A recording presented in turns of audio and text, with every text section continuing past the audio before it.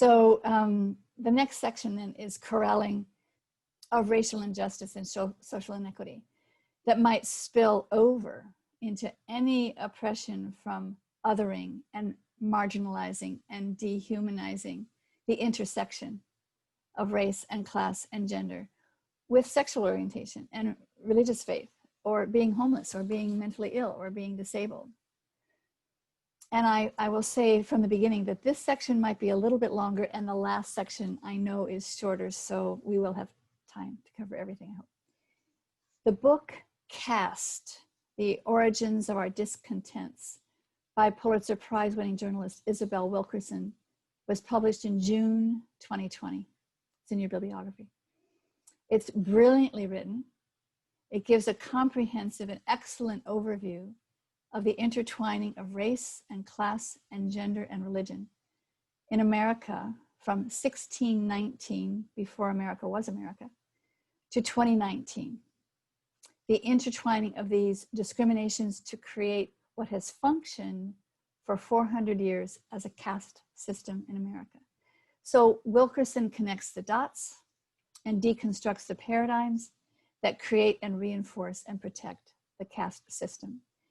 She posits that the caste system is the foundational belief system that holds all of these intersectionalities together: race, class, gender, and religion, that creates the laws and customs and mindsets that implements and reinforces and protects that caste system. So she suggests that caste is what gives any and all of these isms their power. So I'm actually not going to review all of that long intertwined history here. There are many resources in the bibliography that are good places to start for that. I want to corral the issues of any privilege oppression dynamics into a clinical focus. What we as clinicians might be listening for and intervening about when it comes to the impact of these isms on us and on our clients.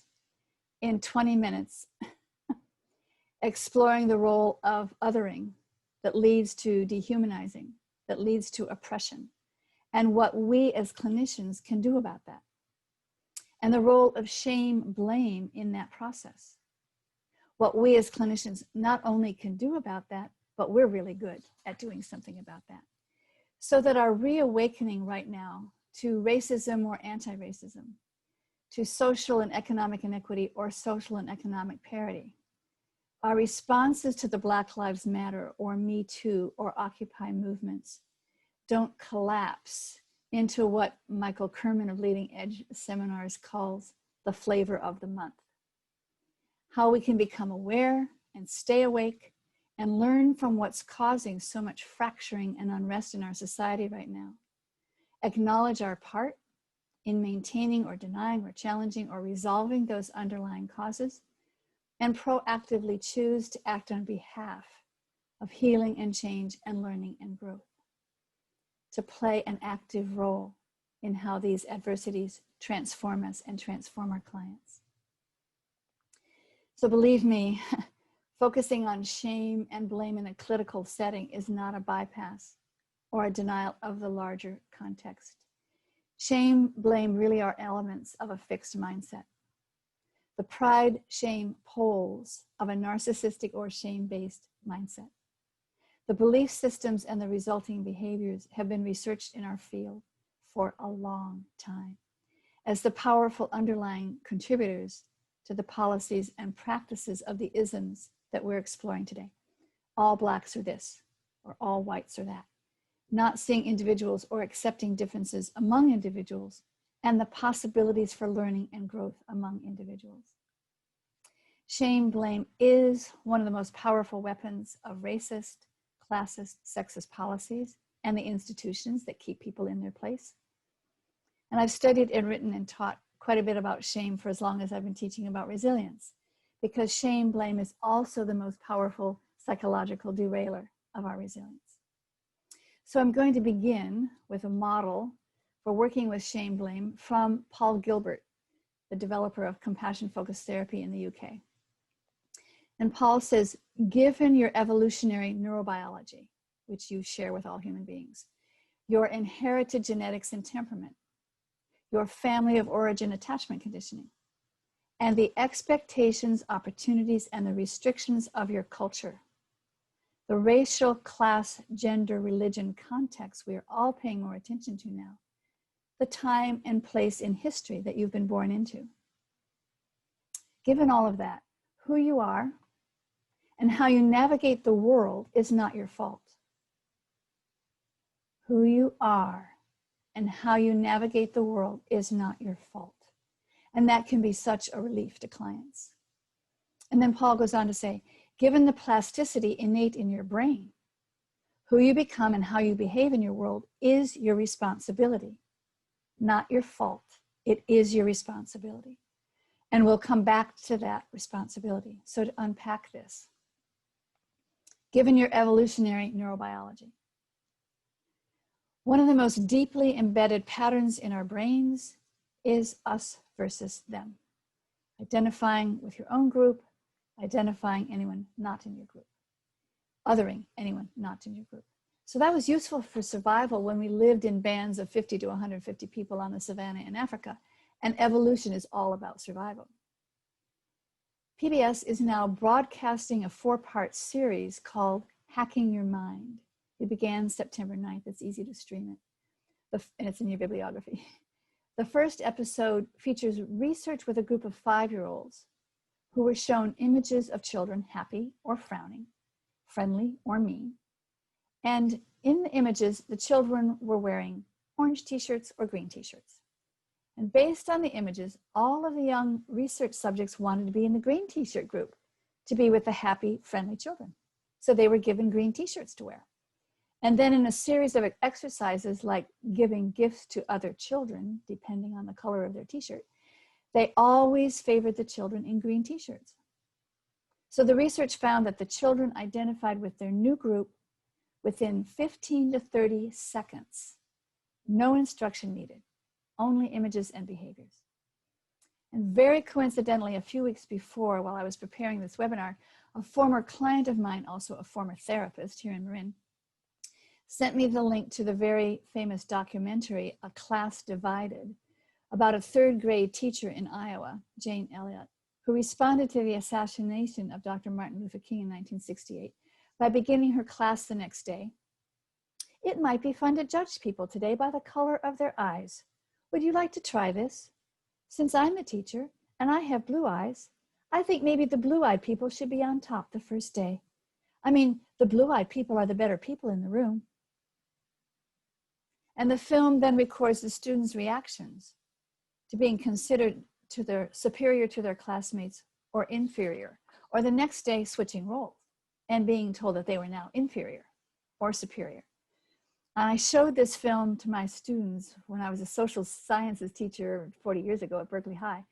And even watching the film, the students had powerful visceral reactions to being told and rewarded or punished for being good or bad, based solely on eye color. The students in the original 3rd grade class felt the impact for the rest of their lives. You can see the rerunning of the documentary on Frontline on PBS. So this deeply embedded pattern in the brain of identifying with a group and identifying with all the negative or positive messages about the group based only on physical characteristics underlies what researchers and clinicians are now calling implicit bias. And it's quicker than thinking. We're hardwired by evolution to instantly discern differences between ourselves and another based only on physical characteristics, and then adding the learned conditioning from our culture, our society, of better than or less than, good enough or not good at all, safe or dangerous. And this is not to justify in any way the cementing of that biological tendency into a kind of caste system, where the rules and the social mores and the structures and the institutions deny people life and livelihood, freedom and opportunity based on social constructs.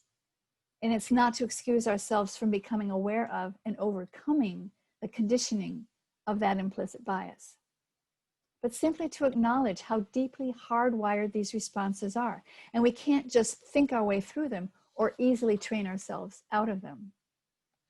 There's a wonderful example of how deeply embedded any of our biases can be from psychologist Thelma Bryant Davis in a presentation that she did for Nicobom. She had invited another Black psychologist to present at her class on multiculturalism. And when that guest presenter arrived in the classroom, she shared how, being disabled and in a wheelchair, she had come across the entire campus and no one looked at her, made eye contact with her, spoken with her. She was experiencing people's shaming, not because she was Black, but because she was disabled. And Dr. Bryant Davis had to acknowledge, I never even thought of that. So this layer of conditioning on top of the brain's innate capacities for innate bias, the centuries of messages we have heard and learned and encoded in our implicit memories about ourselves and about others. This othering and dehumanizing in a caste system leads to the shaming and blaming used to reinforce the boundaries in a caste system. There's the new vocabulary we're learning now of racial pride and white privilege and microaggressions, coming from the waking up to the impact of our society's long history of othering and bigotry and shame. So I experienced that heartache myself as I was writing the book Resilience. I was walking in my own neighborhood, turned a corner, and I noticed someone dark-skinned walking toward me, and I found myself wondering, are there more Mexicans moving into the neighborhood? And instantly I thought, Linda, that's a racist thought. And in the next instant, I recognized the person as the computer guru that I rely on every other week to resolve all the wobbles and glitches and heartaches of my digital technology. That entire sequence of thoughts took less than 10 seconds. And the heartache and the shame lasted much longer. And the rewiring of my brain will take longer still. Fortunately, there's another recognition pattern embedded in our brains, just as important and just as powerful as implicit bias toward groups. And that is a preference to focus on and respond to individuals more than groups. And you know this from the myriads of fundraising campaigns to feed hungry children or educate children in underdeveloped countries. Rather than the facts or the statistics, and rather than focusing on the needs of a large group as a whole, providers of those services focus on one individual, one child who survived the earthquake in Haiti, one adult who needs cataract surgery in Nepal. We know the power of focusing on the individual. We know the power of the image of a 3-year-old Syrian boy, Alan Kurdi, washed up face down on a beach in Turkey, his family trying to cross the Aegean Sea to get to a refugee camp in Greece. That image went viral 5 years ago. And the awareness of and interest in the plight of 26 million refugees around the world hit a new high. When the video of George Floyd's murder went viral, the focus on one individual symbolizing so many Black men and Black boys and Black girls killed by police sparked protests by millions of people around the world, making demands for change that continue today. So this bias toward the individual can be used to undo the implicit bias about a group. So in Deep Diversity, Overcoming Us versus Them, the racial diversity expert Shakil Choudhury tells of his own experience of flunking the implicit assessment test, a psychological tool that's often used to detect unconscious biases. Then living in Toronto, Choudhury, who's of Pakistani descent, was chagrined to discover that the test indicated he had an unconscious preference for white people over Black people. He developed his own practice to rectify or recondition that bias. And what he did was he identified negative thoughts or assumptions that would go through his mind when he encountered or imagined encountering a Black person, especially perceptions of danger. And he then identified several positive thoughts to use as the antidotes to the negative ones, especially thoughts or assumptions associated with safety, qualities such as being kind or generous or hardworking and practical. And as he encountered or imagined encountering a Black person, he repeated the positive thoughts. He kept repeating them until he noticed a shift in his current perception of that person. He was noticing that the original negative perceptions came up less frequently and began to fade in the background. He continued repeating this practice until these positive thoughts automatically came to his mind when he encountered a Black person. So when Chidori took the implicit assessment test again several years later, he discovered that the results showed he had broken the prejudice habit.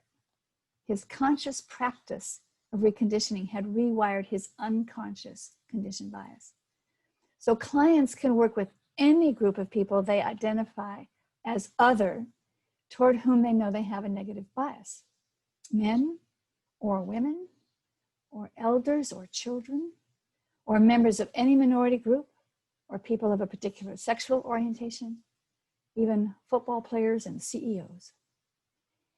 Clinicians have excellent skills in helping clients notice, reflect on, and choose to rewire patterns, messages, beliefs buried in implicit memory. It's what we do all the time. And in a moment, I'll suggest specific ways to do that with shame and blame.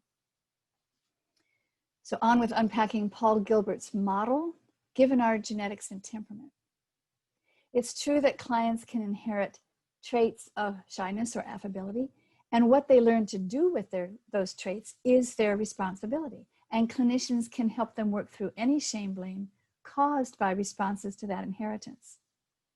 We do tend to recognize gender as determined by genes, X and Y chromosomes, though there is increasing flexibility and fluidity in how people choose to navigate that. Again, therapists can be very skillful in helping clients recognize and work through any shame about their gender or society's messages about their gender. We now know from the completion of the scientific mapping of the human genome in 2003 that all human beings share 99.9% of the genetic code. So despite the centuries of negative messages about race from religious leaders and the pseudoscience of eugenics, scientists now know there is no gene for race. There are genes for skin color and eye color and hair color, but there is no gene for race. Race is entirely a social construct. And the social construct around race have been brutal, nowhere more so than here in America. The construct of race by white people has oppressed and shamed people into slavery and oppression and generated deep, deep bias in everyone, including people of color, as anti-racist scholars are the first to admit. And is it incumbent upon us as clinicians to help clients recognize and work through and heal any elements, any shame, blame about race, either their own race or the race of others? Yes, it is. More in a moment. Continuing the model, we know family of origin and attachment conditioning are very powerful factors in causing shame, blame in anyone, about anything. Temperament, personality, social constructs. We know the learning and encoding of the 3 R's of attachment, regulating the nervous system and emotions, relating to self and others, responding to life events with flexibility and stability rather than rigidity or chaos, is at the core of what can foster resilience or derail it into shame. And the heart of our therapeutic interventions is to heal that shame and to recover an inner secure base of resilience. A client of mine recently came up with an acronym BASH, B-A-S-H, for blame, anger, shame, and helplessness, to help her remember that those feelings or behaviors she was bashing herself about were patterns that she had learned in her family of origin from many dynamics in the relationship where she felt ostracized, being overweight, lesbian, more interested in science than getting married. So the acceptance and self-acceptance of the reparenting we do as therapists to heal any shame blame that arises from any attachment conditioning or attachment trauma or social conditioning or construct. It's at the heart of our calling as psychotherapists. You can think of shaming and blaming in terms of cultural competence, which we clinicians have held as a priority for a very long time, to know and care about how the racial, class, gender, and sexual orientation conditioning of our clients and the realities of the larger cultural messages might affect their sense of self and functioning and well-being. How our own consciousness and sensitivities might affect their sense of self and functioning and well-being. That if we are white therapists, we might not even consider race much in our dealings with the world, but our clients of color have to take it into consideration all the time. The microaggressions we're becoming sensitive to are the comments and behaviors that express a shaming, blaming stance toward a client because of their identity with a particular racial group or class or gender, whether we are consciously aware of or consciously intending that disrespect or harm or not. And shame is something we clinicians can do something about. Until recently, much of the clinical emphasis on working with shame was shaped by the culture's perspective of antidoting the feelings of unworthiness, feeling less than, through cultivating a sense of pride, self-esteem, through self-improvement, achievement, and accomplishment, to feel better about ourselves by becoming a better person. And that's been as true for the white majority as it has been for people of color. Improve yourself to our standard and you will be accepted. And we still do want to help our clients who become who they want to become, to fulfill their potential in an authentic, genuine way. But shame can't really be healed by cultivating self-esteem through accomplishment and achievement. Shame is the very powerful and seemingly intractable feeling or belief that we are flawed or defective, unlovable and unworthy, a failure, a loser. And that's who we are. That who we are is bad. And shame is really healed only through self-acceptance. I'm a human being. All human beings are vulnerable to feeling bad when they feel bad or mess up. When I saw the email from Pat asking me to call her, I didn't even know what it was about yet. It turned out about scheduling our webinar on the Jewish holiday. But without even knowing that, when I saw the email, my first reaction was, what have I done wrong? That shame reaction is so instant and it runs so deep. So that's the power of the new protocols for working with shame blame, like the Mindful Self-Compassion Protocol developed by psychologist Kristen Neff at University of Texas, Austin, and Chris Germer at Harvard. Mindful awareness of exactly what I'm experiencing in this moment. Self-compassion for myself as the experiencer of the experience. And finding refuge and resource in common humanity. All human beings are vulnerable to feeling this way. And the RAIN practice developed by psychologist and meditation teacher Tara Brach in her book, Radical Compassion. Recognizing that what I'm experiencing, the R is to recognize what I'm experiencing, what I'm feeling, especially if it's shame or fear or anger. A is for allow the feelings to be there, accept them as a normal part of being a human being. I is to inquire into the felt sense of the feeling and the needs of the part of myself that is feeling that feeling.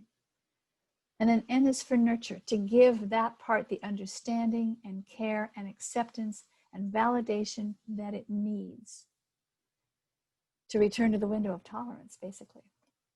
So healing shame into self-acceptance, self-appreciation, and even self-celebration is always at the heart of the work we do as therapists. We accept the client exactly as they are. My consultant early on when I first got licensed, Paul Bowman, taught me that his stance is, there is nothing you could do or say that would ever cause me to turn away from you. So we might say that about a client's behavior, but saying there's nothing wrong about who you are that would cause me to turn away from you would be addressing the shame mindset. Through our acceptance of the client can accept themselves. And when they accept themselves exactly as they are, they can more easily accept others exactly as they are. And in terms of the expectations and opportunities and restrictions of the social and cultural context you were born into, the lens of shame allows us to perceive and respond to the impact of all of these isms in ways that are the bottom line root of healing and transformation. We are all learning. It's very different. Being born into a white male body versus a white female body, or a black male body versus a black female body. Being born poor or being born into privilege. being born in the US or in Afghanistan or in the Sudan, being born in this century or the last century or previous centuries. Racist and sexist and classist discriminatory policies are intended to engender a sense of shame in the people marginalized, mistreated, disrespected, and of course, much, much worse than that, being brutalized and killed and living in daily fear of being brutalized and killed. And those feelings of shame, not good enough, never good enough, no way to ever be good enough, no way to ever be accepted as not bad, are what has been internalized by people of color, except when they themselves know better, and by women, except when they themselves know better, and by people who are poor or unemployed, except when they themselves know better, or people who are gay or lesbian or disabled, or who follow a different religion, or who are overweight or divorced. Any othering from the norms of society that can be used to keep people feeling less than. Even people now struggling with the privilege of whiteness and the fears of the shame of being racist or being called a racist. So I found Dr. Ibram X. Kendi's definition in his #1 New York Times bestseller, How to Be an Anti-Racist, so helpful. It's in your bibliography. Racist is creating or supporting or being in denial about racist policies that create and sustain racial inequities, racial groups not on an equal footing in terms of the resources of housing and employment and education and healthcare, conditions reinforced by racist ideas. An anti-racist is challenging and changing racist policies that create and sustain racial inequities, and recognizing and challenging the racist ideas that support them. So Kendi points out that anybody can be a racist because racist is a descriptor of behavior. It's not who the person is. White people can be racist and people of color can be racist, and that everybody can be both racist and anti-racist as their behavior changes with circumstances. Kind of like someone being angry in one moment and not angry in the next moment. Being angry is an expression of an emotion. It's not who you are. Anybody's vulnerable to being angry, and everybody's responsible for choosing how they manage to express that anger. Anybody has the possibility of behaving in a racist way or in an anti-racist way. Being racist or anti-racist is not who you are. It's how you choose to behave. And that can change moment to moment. There is always a choice. There is always the opportunity to see and make a different choice. How you respond to the issue is the issue. And given the power of the neuroplasticity innate in your brain, who you are and how you navigate the world is your responsibility. So clinicians know the essential work of helping clients become aware of their patterns of thinking, managing their feelings, making decisions, and bringing those patterns to conscious awareness so that clients can choose to shift or rewire those patterns, can choose the experiences that will help bring and shift and rewire those patterns. That dawning awareness requires us to work with the shame of having these patterns. As clinicians, we're listening all the time for the voices of deficiency or unworthiness, less than, and the defenses against those feelings. We can be very busy helping clients discover, uncover, recover, and believe in their own innate goodness, strength, and courage, healing the shame into accepting and honoring who they are just as they are, with all of the inherent potential of becoming who they want to be. Basically, all of the modalities we have been trained in have this focus on healing shame at their core. AEDP, IFS, DBT, all of the trauma therapies, EMDR, SE, sensory motor, all of the mindfulness-based therapies, all of the family and child and group therapies. The most helpful guidance for clinicians I've found in this moment and in these movements of healing from the trauma of racism, etc., is from a fellow clinician, Resmaa Menakem, and his New York Times bestselling book, My Grandmother's Hands, Racialization and the Healing of Trauma. It's in your bibliography. You may already know it. Your clients may have already told you about it. Menakem is a trauma therapist in Minneapolis.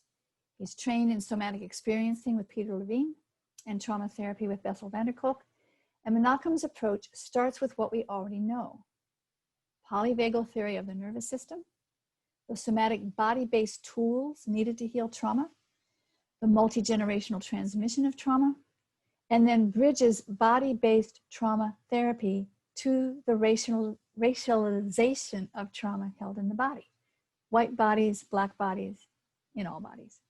And in fact, I first learned about my grandmother's hands from a client, a white client who had done years of very good work on healing from trauma of severe childhood sexual abuse. And she loved Menachem's book and his body-based exercises, especially the sensory motor pushing. And just last week, she told me that she and her husband had watched a PBS special about the jazz pianist Count Basie. And at one point, a reporter had asked him what he did about the shame of having to enter through the back door of the venues where he was playing. And he said, "That shame is on the white folks. That shame isn't mine. I'm good." And that night, my client had an epiphany, and she was so excited. She said she jumped out of the shower to tell her husband, "This shame is not mine. It's theirs. It's theirs, not mine. I'm good."